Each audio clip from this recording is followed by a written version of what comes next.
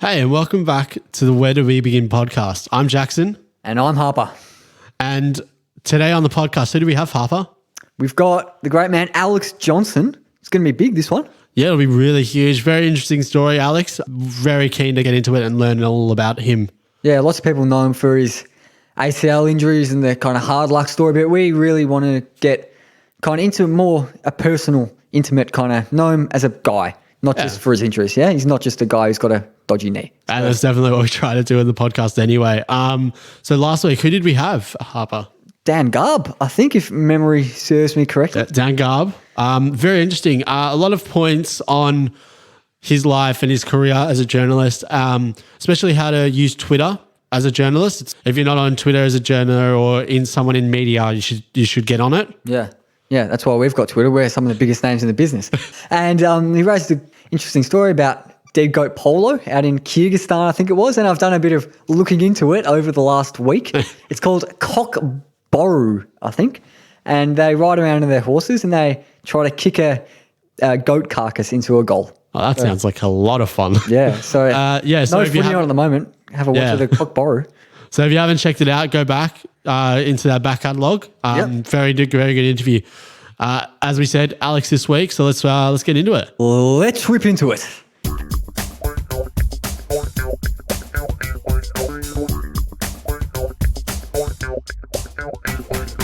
Okay, now on the phone, it's everyone's favourite 47-game Premiership player. It's Alex Johnson. How are you? Not too bad at all. Thanks for having me. Oh, great to have you on. Yeah, thank you. I don't know about everyone's favourite Premiership player. That's a good one, actually. I might use that. So can you tell us just a bit about your early life? Just starting, did you brothers and sisters, childhood? What was that like?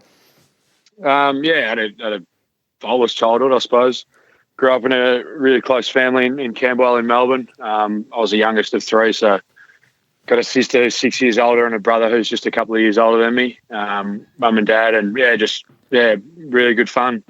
A lot of good fun, good childhood memories. A lot of holidays away and those types of things. So there was nothing to really complain about growing up. It was all pretty smooth sailing.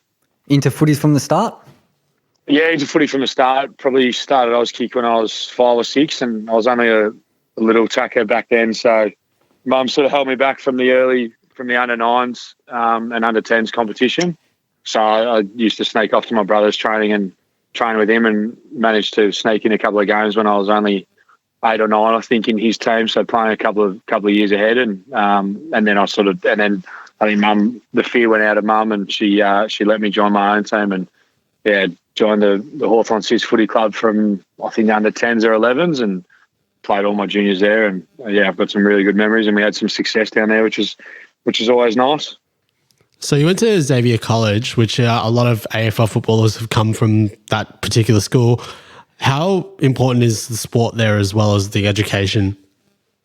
Yeah, I think it's massive. I think Xavier, in terms of the emphasis they put on sport, was a big reason behind why Mum and Dad sent us there. He's a Wesley College boy, and I think he sort of would have hoped that we would have gone there. But in terms of the location of us being in Camberwell and Xavier only around the corner in Kew, it made sense for us to go there and do school there. And I think it's a great school. I'm back involved with Xavier in the last 12 to 18 months, which I've really enjoyed. And it's an awesome school in terms of the education is obviously, right up there with the best in the state, and then the sport aspect of things as well is pretty highly emphasised, and it's obviously compulsory under the APS banner. But that was the reason I loved my time at Xavier was the sport side of it, and you get to play against really good players from other teams and other schools and those types of things. So it was. I look back at my schooling with fond memories. Did you feel too much extra pressure there because of that competitive footy environment? No, not at all, really. I think it brings out the best in you, and obviously some guys would have felt the pressure more than others, but no, I just enjoyed it. You look back on, year 11 and 12, you get to play with some of your closest schoolmates and run out in the week every weekend and play footy and stuff, and it's awesome. It sort of relieves the pressure of school a little bit, and then you can try and taste success, I suppose, and enjoyment, which we didn't have too much of when I was coming through, unfortunately. But it was still great times and great memories. So also playing for the Oakley Chargers with big name Andrew Gaff. How was that experience? Yeah, it was great. I love my time at Oakley. You sort of first get involved in that footy program down there at the age of probably 14 or 15 with a couple of the summer footy camps that they run, and then under 16s you start to represent them a little bit, and then under 17s and 18s. I was young for my year 12 year, so I had a full year of playing Oakley in my first year of uni, which helped me a fair bit. And played with the likes of Andrew Gaff, who's obviously gone on to have a great career at West Coast, and Ryan Lester is at Brisbane, Alex Brown who went to Essendon, Pat Carnazes who went to Brisbane and Collingwood, and there are a few other guys that ended up on lists there. So you end up playing with some great players there, and I love my under 18 year there. That was the only footy club I had during that year. Pretty much I played there every week, and we were reasonably successful, which was pleasing. How competitive is it within that kind of under 18s, the club specifically, because you're all wanting to get drafted? What's that like? Yeah, I think it's something that I sort of tried to change a little bit, I think, because obviously it is a pathway program, and a lot of guys come in and it doesn't really feel like their home club. And with guys that are doing year 12 and at APS schools, that's their number one priority, is schooling and playing for the school respectively, I suppose. So I tried to make it as much of a club environment as we could, and we tried to get together and make it feel like a local club almost. And I think that was really beneficial in terms of, I still speak to a lot of those guys now, and we'll always have that bond of playing together. Obviously there is a competitive nature to it, but I mean, no successful team doesn't have that element of competitiveness to them, or else they'd sort of get lackluster and probably just fall by the wayside. So you did mention you went to university while you were playing for Oakley. What did you study? Started a business degree, which 8 or 9 years later I managed to finish, which was good. But it took longer than most. But obviously doing that on the side of playing footy and training and those types of things, I was pretty happy to finish that. So it was a business degree with sports management as well. So something I was interested in. So drafted at pick 57 in 2010. Were you always confident that you were going to get drafted? How many clubs did you speak to? It's an interesting one. You are reasonably confident without, obviously I wasn't 100% sure. I spoke to probably 13 or 14 clubs, so I knew there was a fair bit of interest out there, but you're never really sure until it actually happens. And you hear horror stories of guys that have gone before me that thought they were going to get drafted and spoke to every club and never ended up getting picked. So everyone, every club has their own formula and has their own plan going to the draft, and those things sometimes don't go to plan. And I had a fair bit of contact with Sydney before the actual draft, so I was rapt when they called my name out at pick 57. It's a unique experience. Anyone that you speak to that got drafted, they've sort of all got similar stories, I suppose, in terms of how they find out. You either find out on the TV or by a phone call. And I was just sitting in the lounge room with my family, and you find out on the TV. It sort of just flashes on a little banner across the bottom of the screen, and that's it. Your life changes forever, I suppose.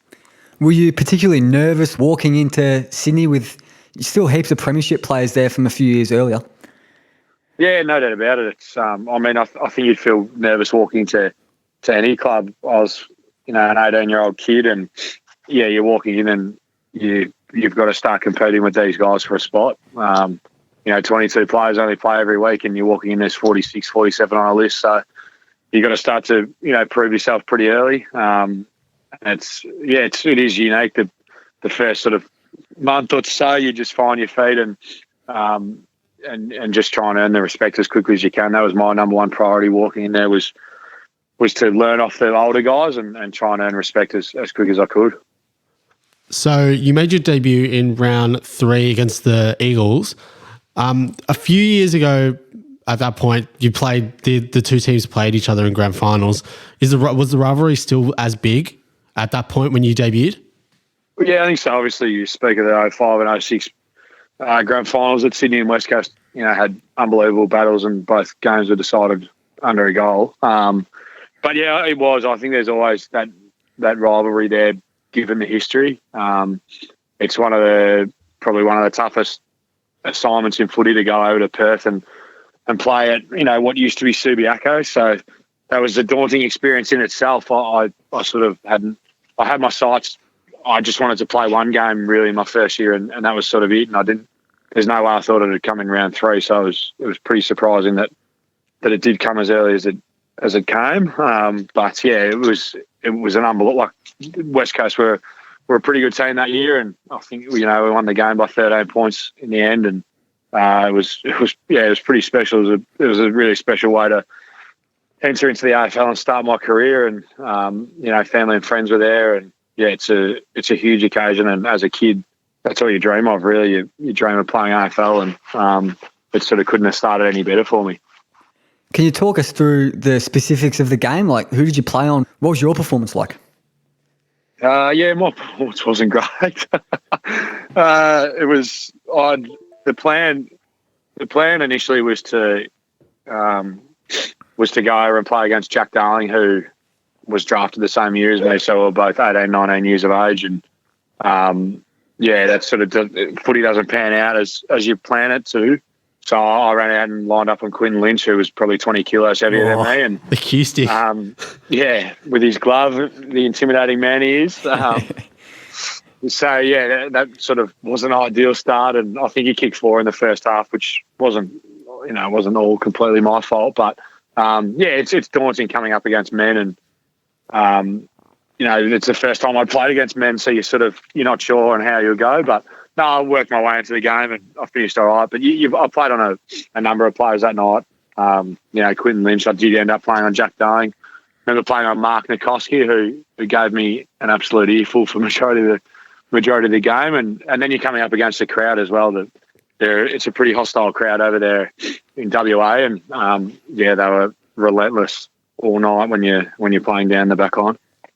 So I always find it interesting interviewing players, asking about who they supported growing up. You haven't actually said it, but going up against that team, how is it now you've become a Sydney player?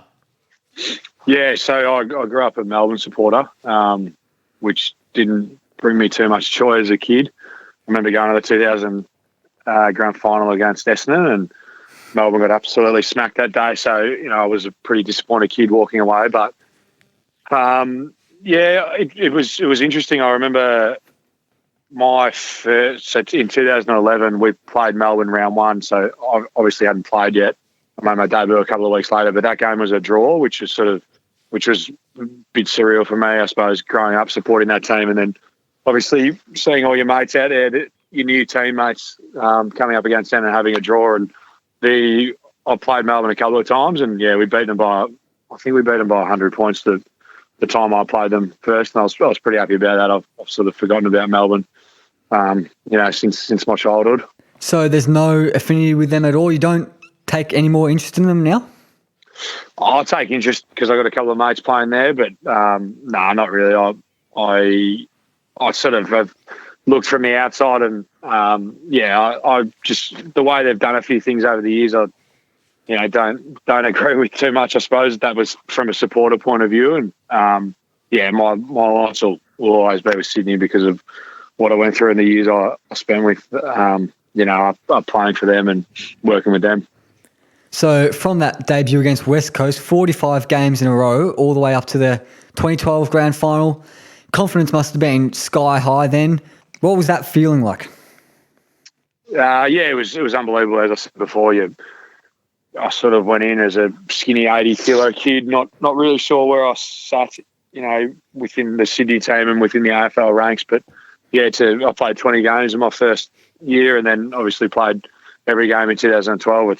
It's what you want to do. It's how you want to start your career. You want to go in, and to this day, I've never been dropped, from an AFL side, which is unusual, I suppose. There's majority of guys, even guys that have gone on to play 200, 300 games, would have been dropped at some point early in their career. So I was really lucky that they backed me in from the start. And it was those first 2 years, 2011, 2012, were an absolute dream start to what I was hoping it would be a long and prosperous career.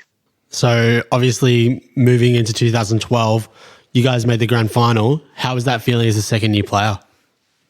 Yeah, it's unbelievable. I'd grown up going to a fair few grand finals with the family. Obviously being from Melbourne and loving going to the MCG as many opportunities as I could. And yeah, it's amazing really. 2011 we were okay. We played in a couple of finals. We got badly beaten by Hawthorn in the semi-final, and then to go into 2012 and going along okay, middle of the year, not really. You don't really sort of have those expectations, I suppose. Within the four walls, you talk about it, and there's a chance that you could be successful, but there's never really that expectation that we're going to be. And I think we finished third that year and went over to Adelaide for the first final and had a tough task against them. Had played them once during the year and only lost by 5 points, I think. So to go up against them, we did a sort of 1-0 in that season, but we knew where we'd gone wrong and we were pretty confident that we could get the job done, and we ended up doing that. And then beating Collingwood in the prelim, which we hadn't beaten them for 7 or 8 years up in Sydney. So yeah, it was amazing really to get into a grand final. That whole week sort of seems like an absolute blur, and it seems like a lifetime ago now. But it was amazing, and I just tried to soak it up as much as you can. And yeah, it was the way it panned out. Couldn't have been better. Now, I had to listen to the Fat Side podcast a few weeks ago. I'm not sure if Jackson has, but you told a little story about Mike Pike in the grand final for AID. Can you let us know about that? Yeah, it's an interesting one.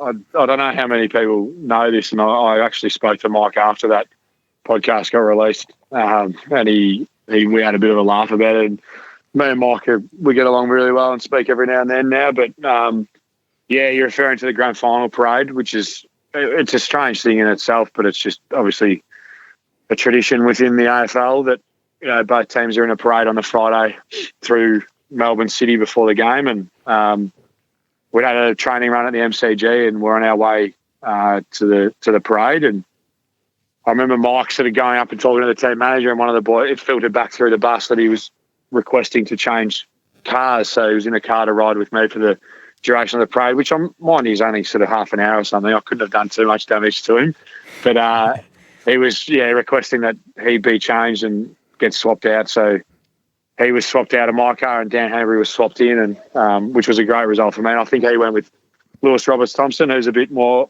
laid back and a bit more casual than what he thought I was. And but I remember rocking up to the grand final and to the parade, and it started raining a little bit, and the AFL officials had a Stanley knife out and were cutting my name off the sticker with my name on it on the ute and swapping it over. And I just thought, I can't believe he's gone to so much effort because he didn't want to sit with me that badly that he's gone to all this effort to get it changed.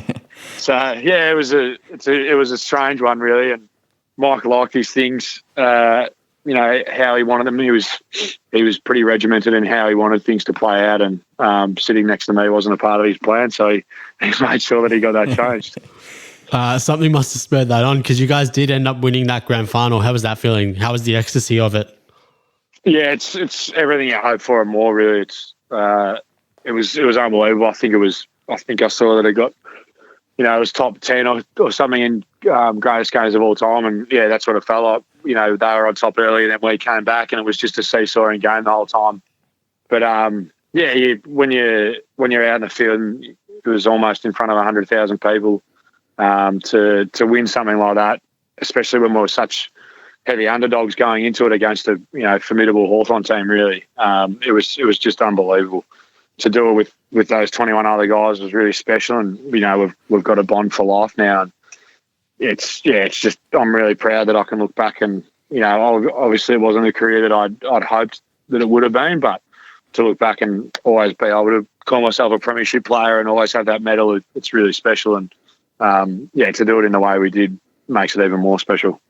Any post-season holiday stories that stand out after that season? There wasn't. I was only 20 at the time, so a lot of the boys ventured over to Vegas, and I thought about getting a fake ID and going over, but no, I kept it pretty low key.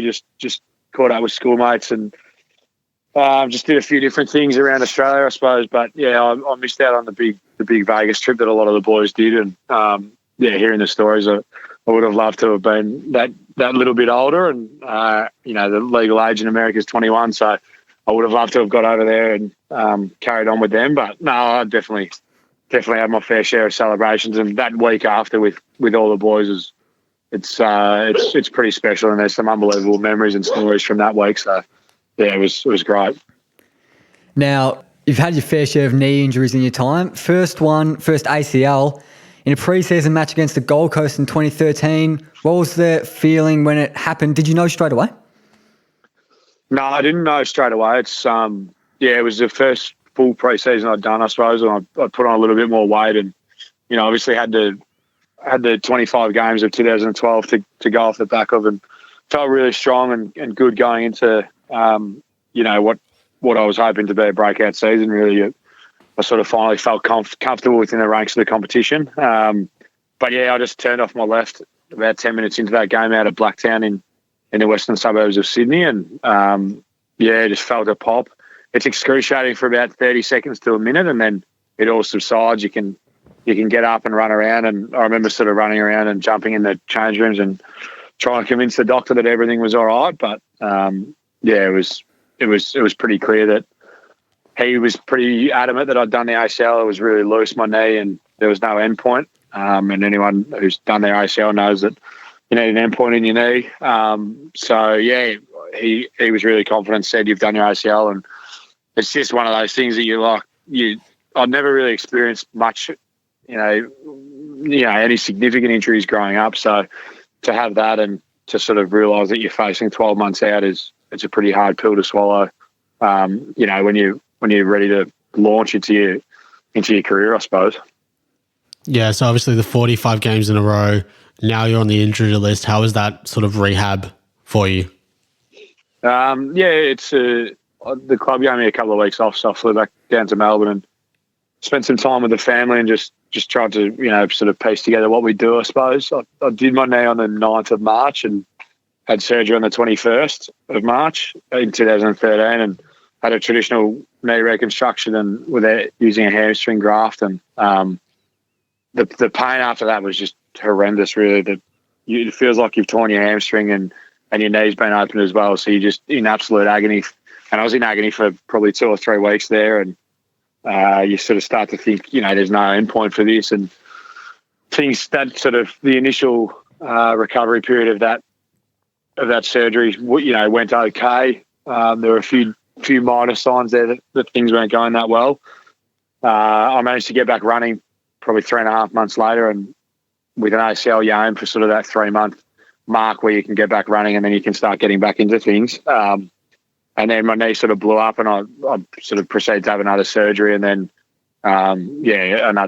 it ended up being a dozen surgeries on that knee, followed in the sort of 3-4 years later. So, what was meant to be just, hopefully 12 months out of the game and an opportunity for me to, work on my game education and get a bit stronger and then come back in and have an impact, it turned into 3, 4, 5 years pretty quickly. Yeah, well, obviously you've had that recurring knee injury in your left knee especially. What was the physiological problem with it the doctors always telling you about? It dates back to the first surgery I ever had in March 2013, and it's supposed that there was I got an infection from that surgery, and what that infection actually was has never been clear even to this day. It looks like there might have been some type of staph that lives on the outside of the skin, but if it gets into your knee then or into your body, it can cause problems and cause inflammation and fluid and those types of things, which means your muscles and joints don't respond as they should if they've got too much fluid around them. But yeah, it's one of those things that you're never really sure. And I'm not medically trained in any way, although I feel like I am now after the journey I've been on. You're in the hands of the doctors and you're sort of just listening to them and hoping that what they're doing is the right thing. So I went on different courses of antibiotics for across 3 years. I was admitted to hospital probably 3 or 4 times with to go on IV antibiotics, which are the strongest form you can get, and nothing really seemed to beat this bug that was in my left knee eating away any graft or any type of ACL that they put in. So it was, it was definitely a frustrating period of always sort of taking, 2 steps forward and 1 step back, and that's what it felt like for majority of those years. So you played in 2014 for the Sydney Reserves for 1 game and then did your ACL again. Was that just like, I wouldn't know how I would go with doing it straight away again. How did you fight back from that, obviously?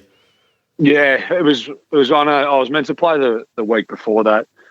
The AFL side had a trial game against Brisbane, and I was going to fly up and play that with the team, but yeah, I don't know, for some reason held me back, and I played the week after with the reserves against GWS out at their new ground out there. And yeah, it was sort of 7 or 8 minutes in, I'd had a reasonable start to the game and felt like I was back to playing footy again, and then I just jumped and landed, and my knee buckled under me. In saying that, whether I was 100% right to play, I'm not sure. Looking back, I ticked everything off during the pre-season, but I was getting fluid drained out of my knee twice a week, and the amount of fluid that was coming out of my knees, not, I think in a normal knee you're meant to have 2 or 3 mil, and I was getting, sort of minimum 100 mil a week drained out. So there were definitely signs there that things weren't right, but I passed every test and jumped through every hoop I had to get out and play again. And, whether it's the game intensity or whatever it was, I wasn't able to stand up to it. And, went down with the second time I'd done a knee. So, and then you start to assess your options and see what you can do to try and get back out there quickly. And, I had a large in my knee at that point, which is the synthetic ligament, which gets you back in a third of the time of what a traditional reconstruction does. And so I tried another one of those, and that didn't work. The infection was still in there and underpinning all these surgeries. In terms of what that does to your motivation and mental health and stuff, it's not great. You're finally at a point where you think you're back on the road and back on the path of playing footy and again, and it's just sort of ripped away from you straight away. So you've got to go back to the drawing board and start all over again. And that's what I sort of found myself doing 5 or 6 times throughout that journey. Now, speaking of mental health, how much does the club help you with your mental health as you're going through that long rehab process? Yeah, they were really good to me. I mean, I was never. They always said they'd stand by me, and there's only so much they can do, really. You're in there training, and a lot of the time you're training on your own, and a lot of the time I was training for no point, really. I was just training to stay fit. I couldn't run. I didn't run for 2.5 years there, and you're just trying to just stay motivated and stay fit, so you can, once you get the opportunity to get back, however long that'll be, you'll be able to get back. But yeah, the club have got all those things in place to try and help you. The best thing I did was try and get away and get on holidays and remove yourself from the situation a little bit, and they were really good in terms of letting me write my own sort of schedule a little bit. That gave me the freedom to go away and do sort of what I wanted to do a little bit. So yeah, they were really good throughout the whole journey. They always stood by me, and I think that's the best thing they can do during those times. You mentioned holidays and overseas trips. We've got a little audio grabbed from a moment that we believe you were at. As the all-time leading scorer for the Dutch. The ball's dangerous. Tim Cahill! Can you believe it? He's done it again. Tim Cahill equalises for Australia and produces another golden moment in World Cup football. That's an unbelievable strike. Timmy Cahill. That is the goal of this tournament. Now, being in the crowd for that moment, how special is that? Yeah, it's amazing. I've always been a bit of a soccer fan growing up, and love watching the English Premier League and those types of things. And yeah, it was an opportunity I took up. I had a few mates who had planned to go over there for 2 or 3 years. I think that to get over to the World Cup in Brazil in 2014, and I jumped on last minute and I had a spare ticket to every game. So yeah, it was pretty special to get over there. And those are things that you wouldn't get the opportunity to do. If you were just playing footy normally or anything like that. So you got to look at those things and the silver lining, I suppose. And I was really lucky to be there. I think we're only 4 rows back, right behind that strike, and it was it's one of the greatest things I've ever seen on a sporting field. Who did you support? Manchester United supporter. Oh, they've gone down a bit since Fergie left. What do you make of all that? They've been absolutely horrendous. I've done a sort of few coaching courses, and the one person that I've studied a lot is Sir Alex Ferguson, and he's obviously he's left a massive hole in that club, but what he did for 26 or 27 years is pretty impressive. Have you been to any games over in England? I got to Stamford Bridge it'll be years ago. I haven't been during the season for a while, but I got to a Chelsea West Ham game once, and that was pretty special over there. They support sport like no one else really. It's so passionate and colloquial, and it was pretty impressive to see. So in your time out of the game, you became the assistant coach for Sydney Reserves. How was that, getting into the coaching side of the game? Yeah, it's something I never thought I'd do, really. I've always been a pretty terrible watcher of sport and hate being on the sidelines, whether it's, by choice or through injury or whatever it may be. But one of my great mates, Reece Shaw, took over when he retired and became the reserves coach at Sydney. And he came to me and said, do you want to help me out? And that's what I did. I was pretty much his assistant for 18 months there, and I loved it. He was great. He was learning himself. So I feel as though I was able to aid him a little bit, and we just worked through things together, and it was really good for me. It gave me a purpose again, I suppose, and that's something that guys struggle with, and I struggled with in the first couple of years. Out being injured, you lose your purpose. My purpose in Sydney was to play AFL footy, and that had been taken away from me. So to have a purpose again and try and help these younger guys and fast track them, and hopefully see them on an AFL field sooner rather than later was a big priority for me. And I absolutely loved it. And the coaching side of things really does interest me, especially the development side. I love helping young guys come in and helping them get to where they want to get to. So you've done a bit of development coaching at Northern Blues as well. Is that your preferred kind of thing to get into now? You're done with footy? I think I'm not 100% sure really. I took a role last year with the Northern Blues, and my main priority last year was to get back and play, which I did halfway through the year. But I suppose the development side of things does interest me a lot. I'm not sure whether I see it as a long-term thing or a full-time career. I think I'll always stay involved in footy. I think I'll play for however long I can until I can't walk, probably. I'm that stubborn, but I'll definitely stay involved in coaching in some capacity, in the future. So at the end of 2016, you were delisted by Sydney and then picked up in the rookie draft. Did that sort of give you confidence that the club was still with you? Yeah, it did.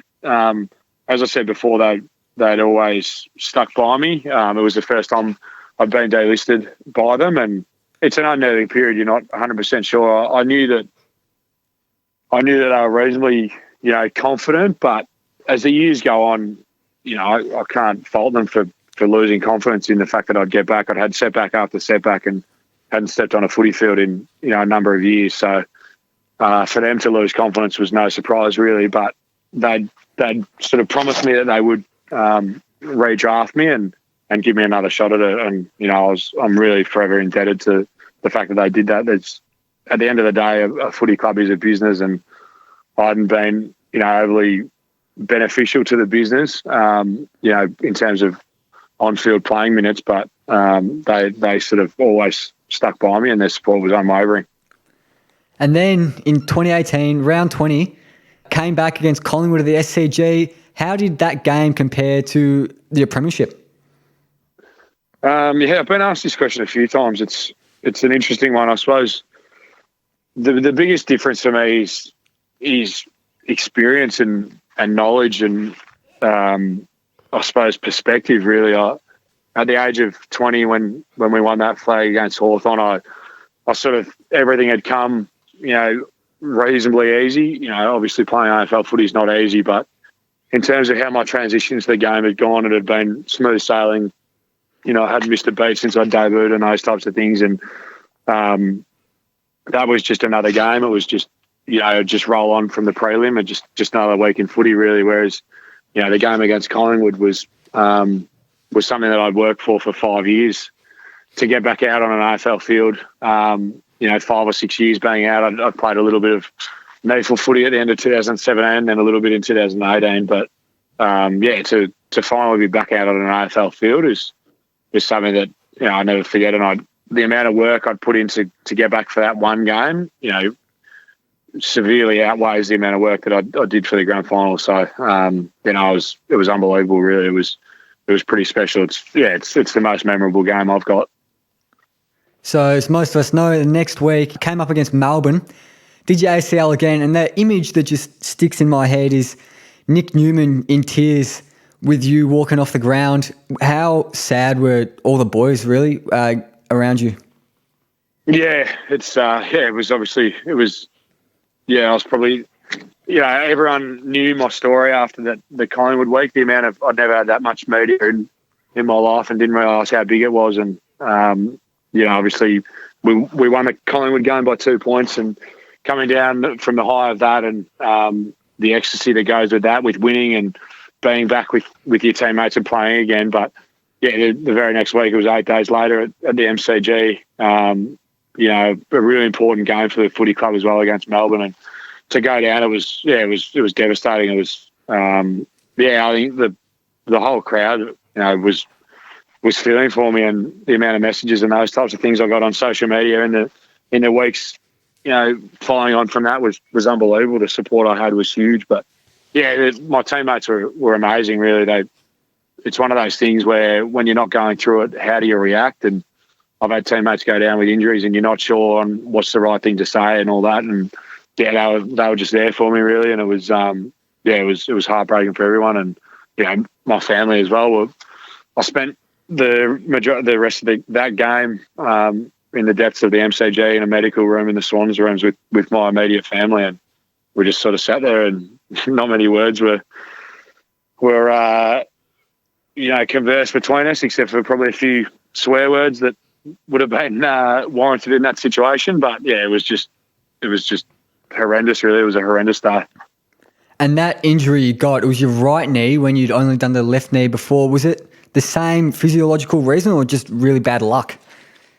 I don't know. It's one of those things that you're not too sure. I mean, my surgeon who's done my last few ACLs is Julian Feller, and he's arguably the best in the business, the best in the world. He's amazing at what he does, and his knowledge is second to none. But we sat in a room, the week, a few days after that, and he's like, I sort of can't explain it to you. He said the more he knows, the less he knows, really, and he's forever studying.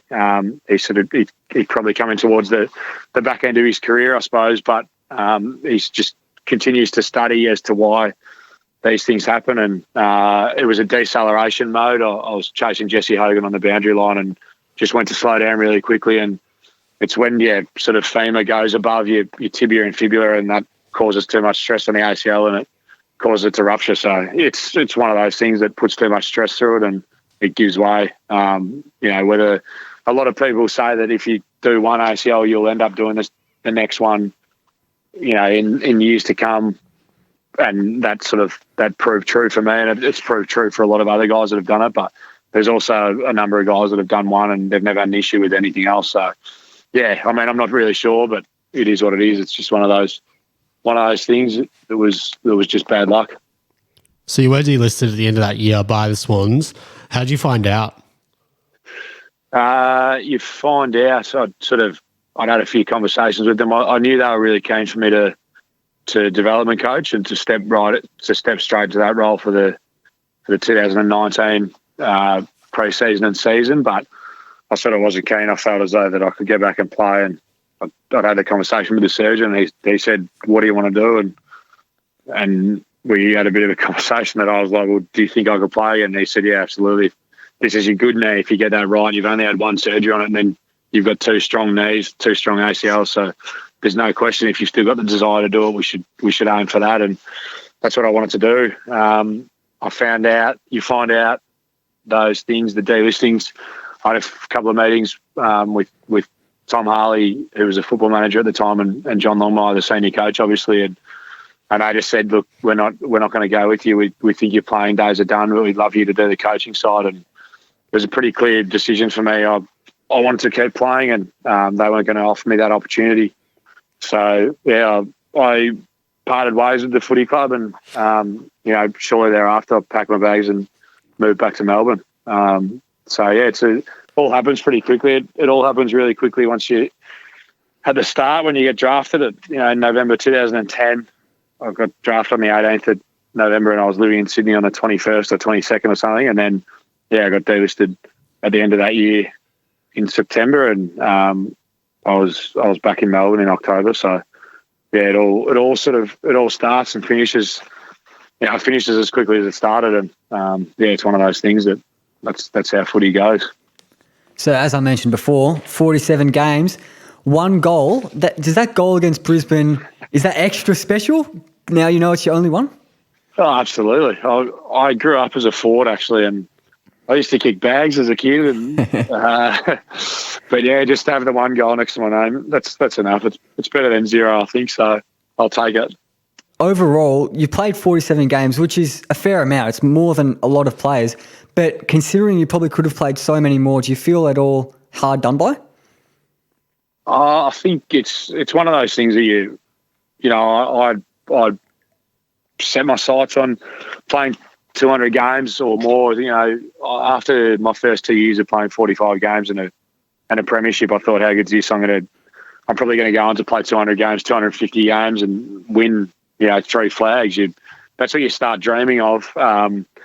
Obviously, that didn't go to plan. I do. I don't feel hard done by at all. You've got to play the cards you dealt. But there's no.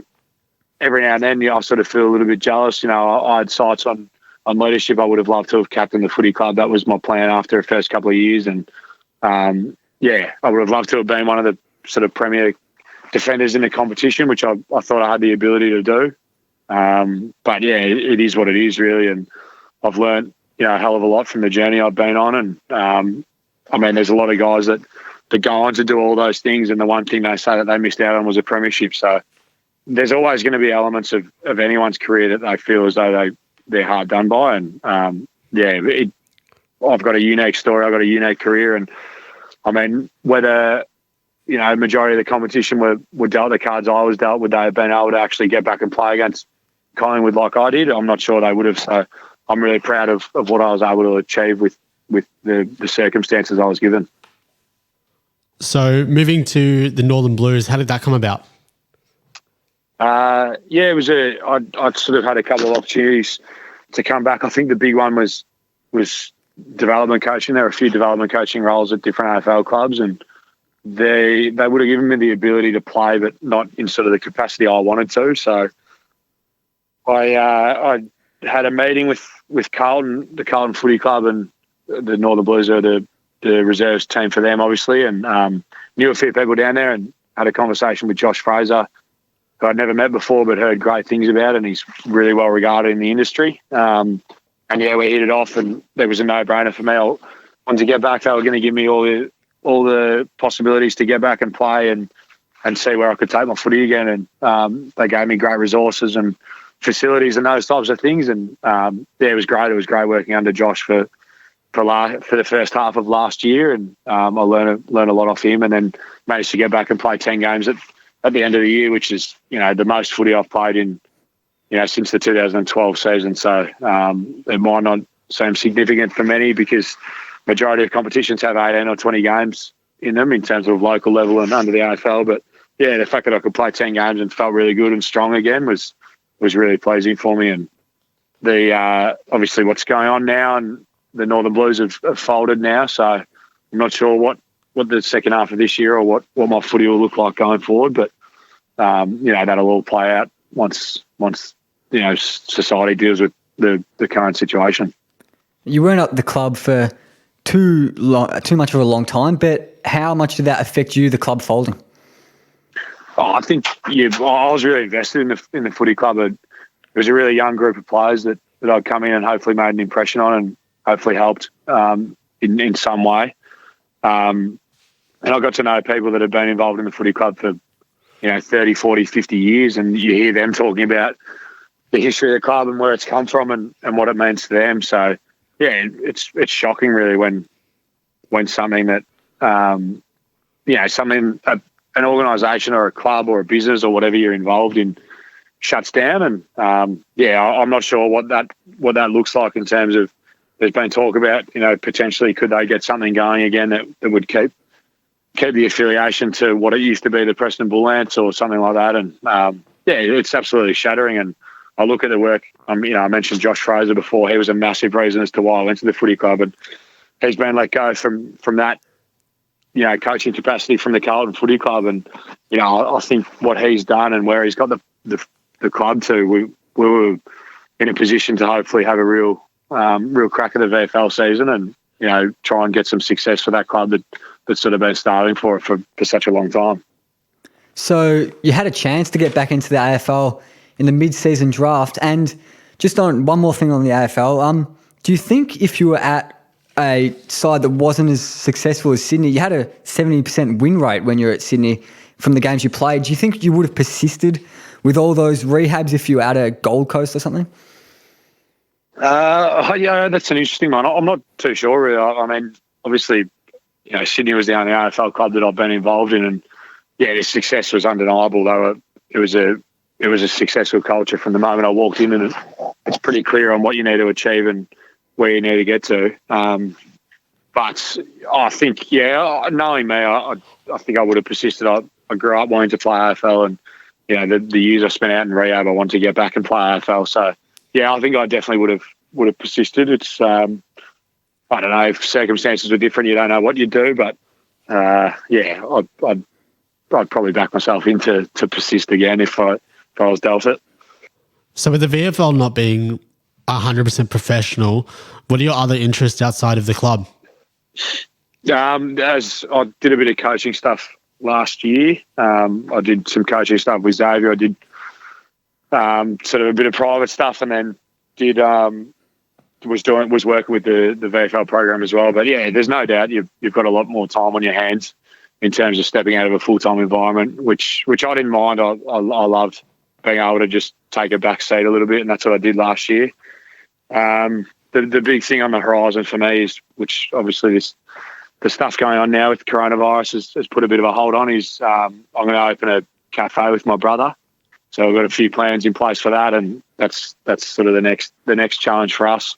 So I'm not sure what that'll look like yet, but I think when everything's up and ready to go again, we'll look to launch that and see how we go with that.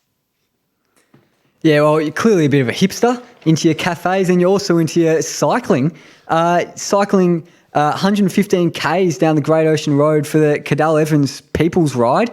How did you get into that? Was that in rehab? Yeah, it was. I sort of grew up cycling a little bit. I grew up doing triathlons and those types of things. Like my cycling, but it was an opportunity that came about at the end of 2018. I met some people involved with that race, and they got me on board for the 2019 version of it. And I loved it. I've grown up going down to Lorne on the Great Ocean Road for my whole childhood, really. So to get down there and ride along it with no cars was pretty awesome. And a few mates joined me, and I still cycle now. It's a great way to get out, and it's one of the reasons you can leave the house in this climate. So I try and get out as much as I can. It was something that when you can't run for such a long period of time, the only thing you can do is sit on a bike, and it's much nicer being out on the Great Ocean Road than what it was, in the dungeon under the SCG in Sydney riding on a stationary bike. So I loved it. It was awesome. It's an awesome event that they do every year, and I'll look to do it for years to come. Now it's time for what everyone's been waiting for. It's our last segment.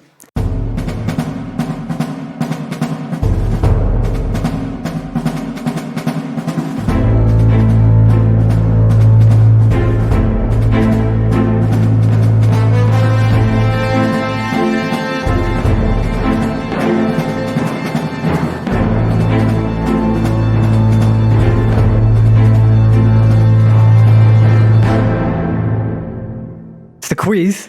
So, Alex, you're going to be going up against Jackson. 5 questions on things a bit related to your career. So, your name is your buzzer. Just buzz in and, here we go. Question 1. So, Bill Shorten, famous politician, he was a graduate of Xavier. For how many years? Yeah, he was. For how many years was Bill Shorten leader of the Labor Party, rounded to the nearest year? Alex. 3 years. 3 years is incorrect. Brand new sound effects, using them to full capacity. Perfect. Jackson, you want to buzz in? Let's go 5 years. 5 years, you're close. It's 6 years. It's 5 years, 7 months, but it's closest to 6. So, question 2. Alex's old teammate that we've heard a bit about, Mike Pike, he was born in Victoria in British Columbia in Canada. Can you tell me the capital city of Canada? Alex. Vancouver is not right. Oh, God. You said you listened to the fat side. Did you hear my quiz on that? It was horrific. Oh, yeah. Heading for a similar... Hopefully you've been practicing a bit, mate, after that display. Yeah. Oh, don't worry. I haven't been going too well either, Alex. It could be one of those trick ones, like those like Brazil, where it's not actually the biggest city. Ottawa? Ottawa's correct. Yes. 1-0 Jackson. Good stuff. Okay, question 3. You played most of your AFL career in the number 34. Can you name just one of the players that is in the top 10 for most games played in the number 34 in the AFL? Just one of the top 10. Alex.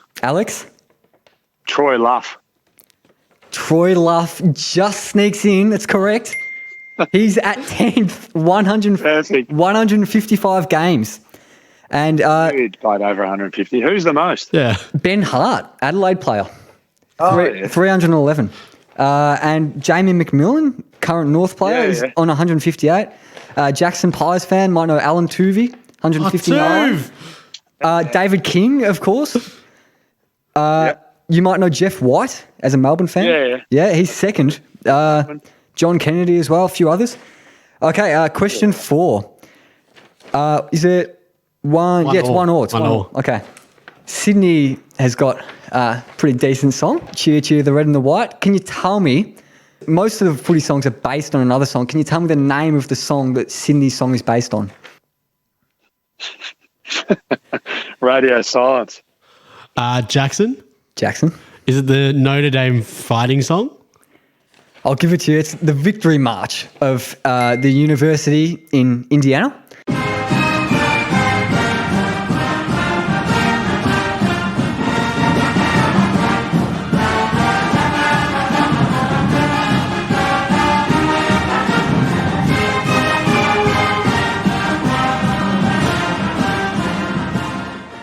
So I guess they just use it at their college football and all that. So 2-1 Jackson. But no idea about that. Alex, you've got a chance to get up here. This is a Who Am I?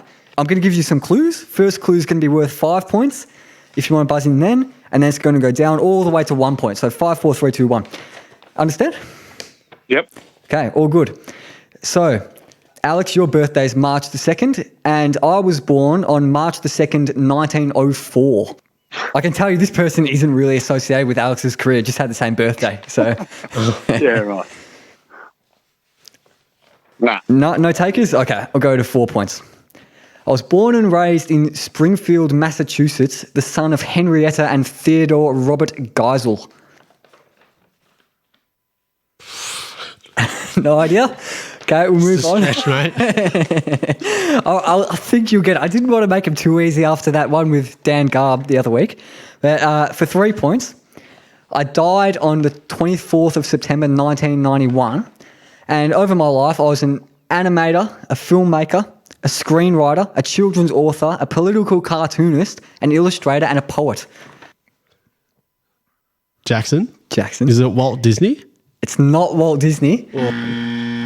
Jackson, you can't buzz in again until Alex gets it wrong. So There's a huge chance of that. I'll get it.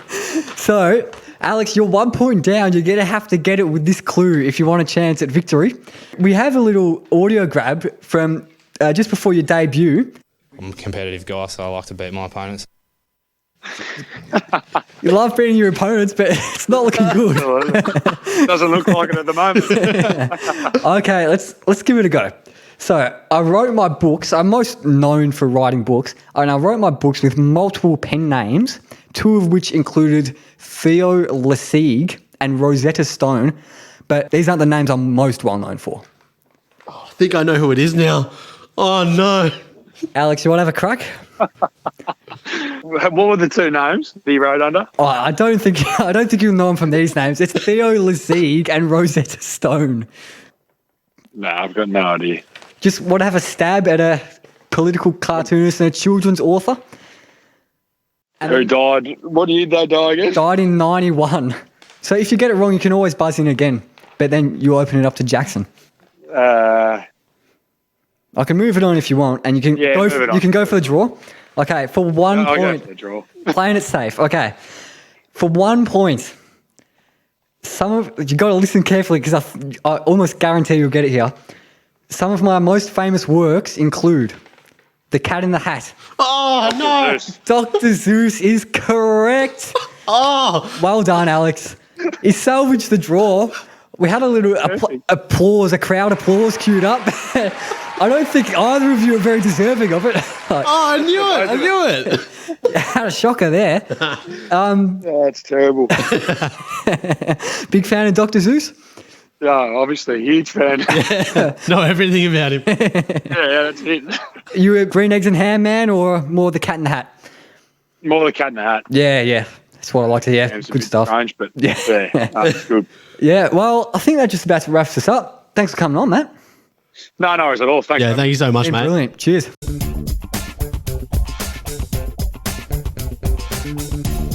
And how good was that, Harper?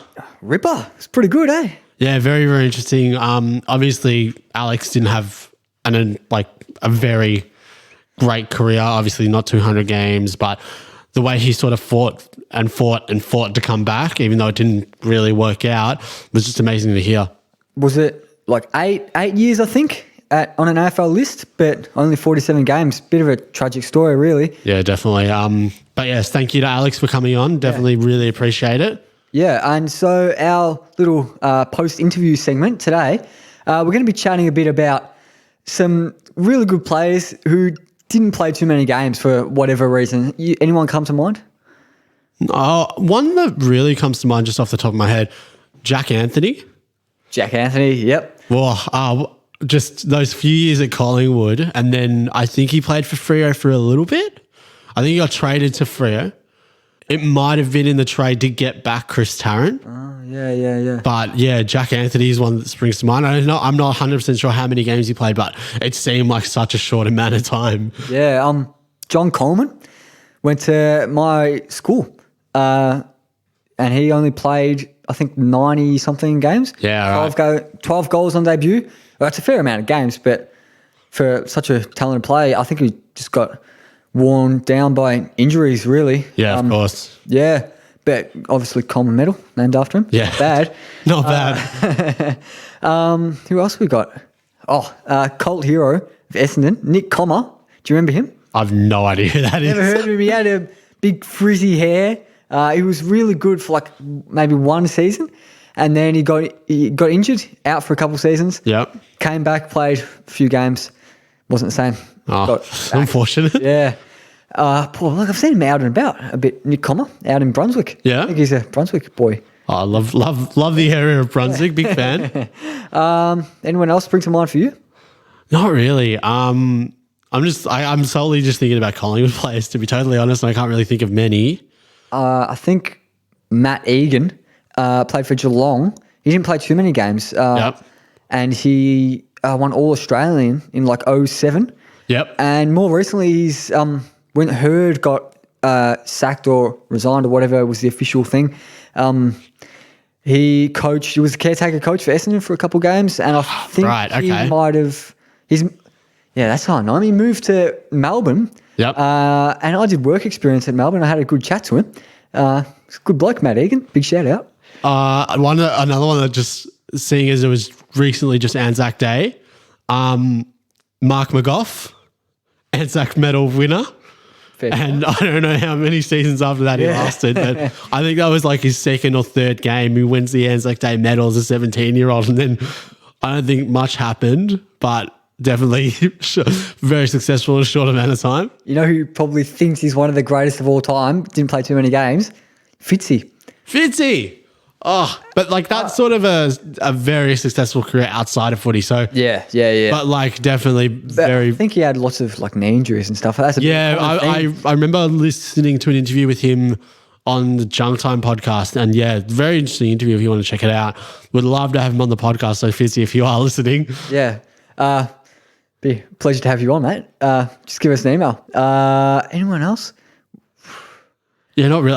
People are going to be screaming at their phones right now, thinking of if their anyone favourite comes cult to mind, hero. make sure you get in touch with us on our socials. We're at Twitter and Instagram, WDWBpod. Our email is wheredowebeginpod@gmail.com, and Facebook, Where Do We Begin with a question mark, or facebook.com/WDWBpod. So let us know who your favourites are. Yeah, and remember to check out the back catalogue. We've got a few episodes out at this point, so remember, check out the back catalogue if you haven't. Make sure you get involved. If you can, get involved with our Patreon, because it'd be massively appreciated.